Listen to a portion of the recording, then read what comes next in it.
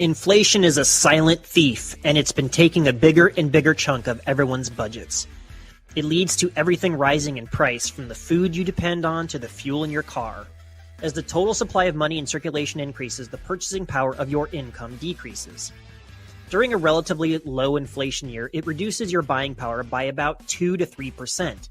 But these days, inflation is hovering closer to 8%, according to the official estimates. But many experts place the true number between 12 and 15%, a level we haven't seen in 40 years. So what can you do about it? With inflation running amok, no one is immune from its ravages. But you don't have to sit idly by as your costs rise higher and higher. Today, we explore the best practices for what to do when inflation is raging out of control. Before we begin, please like this video and hit the subscribe button with notifications turned on so you will be the first to know about our new content. Our mission at the Personal Finance and Investing channel is to empower people to achieve financial independence. Subscribing will help us achieve that goal. And now, let's get back to today's video. So what to do about inflation? There are simple and powerful things you can do and actions you can avoid that can help you adapt to this period of high inflation for however long it goes on, which could very well be 3 to 5 years. One thing that's easy to overlook with the current fear around climbing prices is that it's not hitting everything equally, and so different homes and industries will feel it differently and need to adapt to their unique situation. And whatever your personal situation is, it's always wise to reevaluate your financial decisions in light of major changes in the economy and the monetary system. Step number 1, pay off all your debts.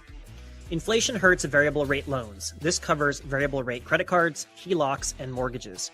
You can refinance variable rate loans with fixed rate loans or pay them off. When your family is struggling, paying off debt can feel like drowning. And as bigger recessions loom on the horizon, your income could be wiped out. So paying off this drain on your income and potential for savings needs to be a top priority. One strategy is to pay off the loan with the highest interest rate first. You'll soon notice results, which will boost your motivation to pay off debt. Another approach to debt repayment is to take care of smallest loans first, which once paid off frees up more money to pay off the second and third biggest loans in a so-called debt snowball. Creating an emergency fund can also be thought of as part of the get out of debt strategy, because having it in place will likely prevent incurring future debt. Save money while you can. Everything helps. A nest egg gives you peace of mind knowing you can handle an unexpected car or house repair without going into debt. Step number 2, save on energy. With rising expenditures and inflation, many seek cost-cutting methods. Reducing utility use is an old savings method. Many of us remember the PSAs, TV shows, and school campaigns that taught us to turn off lights, unplug appliances, and never let the water run when brushing our teeth. Natural light and LEDs can cut energy use. Energy vampires include technologies that light up or stay on standby when not in use. Power strips can be used to turn off appliances throughout the day. Consider on-demand hot water, such as fantastic tankless water heaters. Unlike a typical water heater, it only heats water when needed, saving electricity. This might save you $100 annually.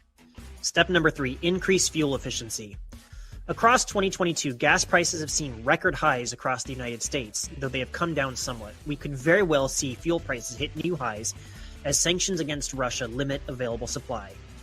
The good news is that using less gas is straightforward and goes a long way in saving you money. We tend to rely on our vehicles for everything and take fuel costs for granted. But instead of hopping onto your car whenever you feel like running to the store, approach transportation more strategically.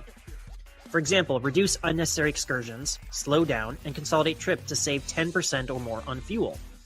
When gas prices rise, like in 2006, people slowed down to save fuel. Avoid jackrabbit starts at stoplights, carpool with coworkers or family, and if you're a really smart saver, hop on a bicycle and cancel that gym membership you never use. Speaking of dropping expensive memberships, that brings us to our next inflation-fighting tip. Step number 4, cut out subscriptions. Monthly subscriptions and streaming services are likely wasteful. Believe it or not, the average household pays around $55 a month for 4.5 different subscriptions and services. $55 a month is over $600 a year. Canceling unneeded subscriptions is a good way to cut expenditures amid rising prices. A good way to stay on top of your subscriptions is with a personal finance app like Mint. Mint connects to your bank and credit card accounts to search for subscriptions you're paying for so you can zero in on the ones you aren't using and cancel them. Some apps, like Trim, can even help you negotiate better cable, internet, and phone costs to save money and reduce bank fees.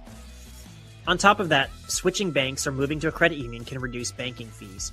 Members of credit unions tend to get better savings rates and reduced fees. And if you're struggling with less than stellar credit unions are attractive since they often have competitive borrowing rates. Step number 5, budget for investments.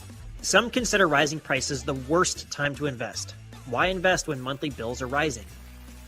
But whether or not you're investing for retirement or to preserve your purchasing power, you should be consistent in your approach. For example, gold has been used as a store of value for millennia. Over the 20-year period between August 2002 and August 2022, the price of gold has increased by 9.48% each year on average. Dividend-paying companies are another great way to boost your income. Dividends are simply earnings from companies that are paid out to shareholders.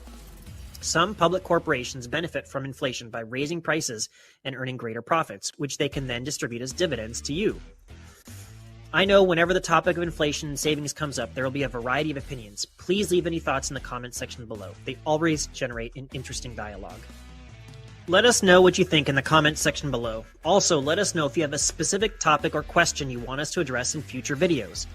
Don't forget to like this video and subscribe to our channel so we can help accomplish our mission of empowering people to achieve financial independence.